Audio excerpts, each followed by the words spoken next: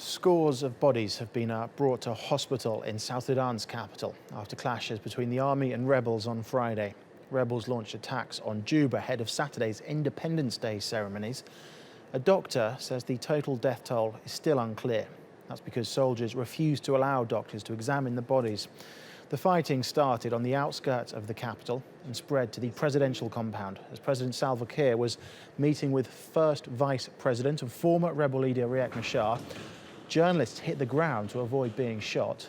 Now the former rivals are calling for peace.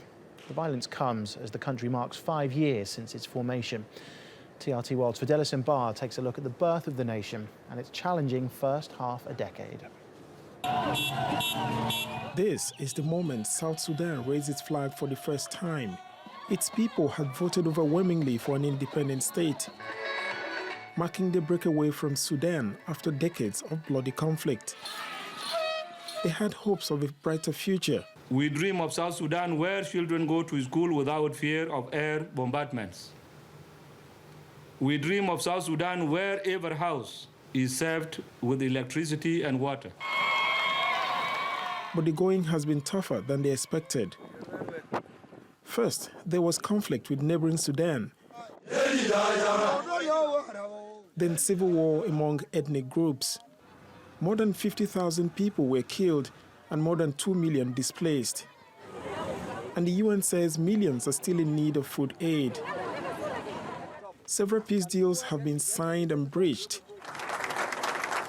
The latest being the reconciliation between President Salva Kiir and rebel leader Riek Machar. But the country remains fragile. Nobody expected that the crisis in South Sudan would go on for such a long time, and that we would still have these huge numbers in our protection sites. South Sudan may be rich in natural resources, but decades of fighting have left the country with little infrastructure.